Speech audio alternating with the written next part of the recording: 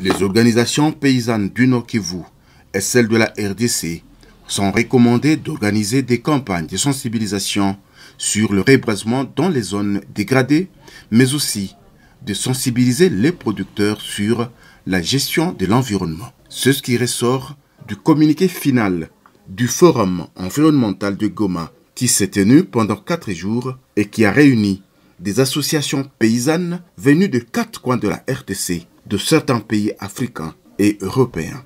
Madame Zawadi, présidente de l'OFEPACO, l'a lu au nom des participants.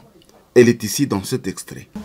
Aux paysans, diversifier les dispositifs de pratiques agroécologiques et agriculture durable.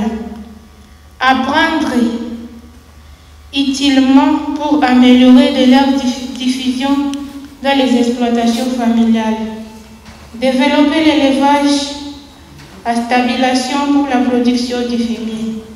Aux chercheurs, évaluer la valeur économique du parc national de Virunga. Prenons la parole. Le président en exercice de l'AFOPAC, David Kaposo, a reconnu que ces 4 jours leur ont donné l'occasion cruciale de tirer de leur sang avec les organisations paysannes sur les événements et capitalisations utiles pour améliorer les moyens de diffusion des pratiques agroécologiques. Au cours de ces assises, il nous a été recommandé de faire dans nos exploitations agricoles tout ce qui pousse, nous aide à persévérer l'environnement tout en gérant rationnellement les ressources disponibles. Il est de nous un devoir de mettre en œuvre toutes les recommandations qui viennent de sortir à l'issue de ce forum.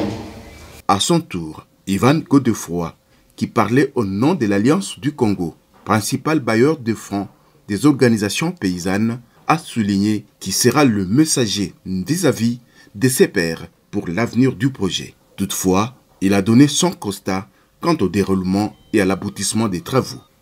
Mon premier constat, en fait, est que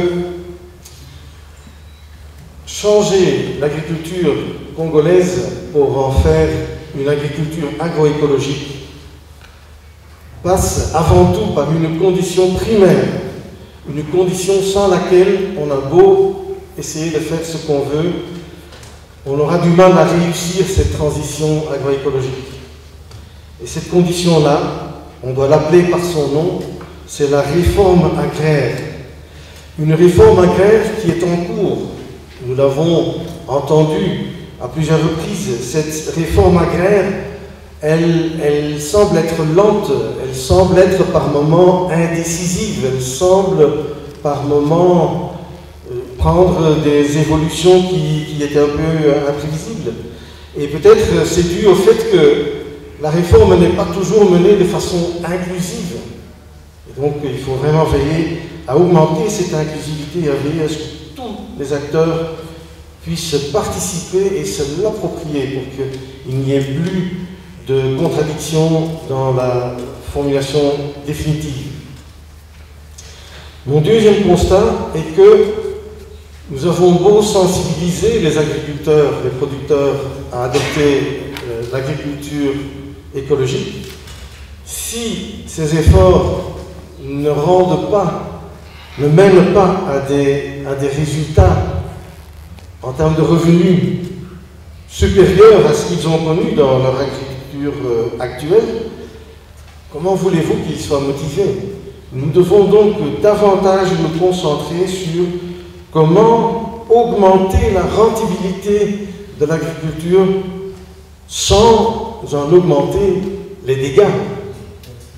Parce que trop souvent, dans l'agriculture conventionnelle, nous avons constaté que l'augmentation de la rentabilité va de pair avec l'augmentation des dégâts environnementaux.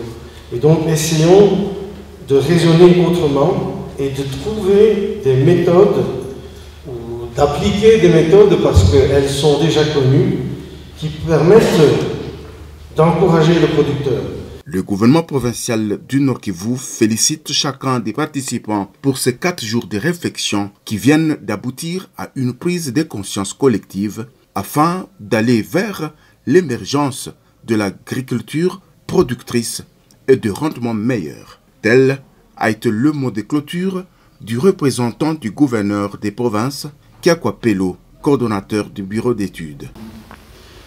Soyez donc rassurés du soutien de l'autorité provinciale qui se manifeste par la volonté et la disponibilité de vous accompagner dans les autres échanges qui pourront suivre afin d'aboutir à l'adoption par la population d'agriculture et agricultrice des pratiques agroécologiques. La mise en valeur de pratiques agroécologiques par un suivi régulier et un accompagnement de nos services techniques sectoriels au niveau local. Je vous remercie.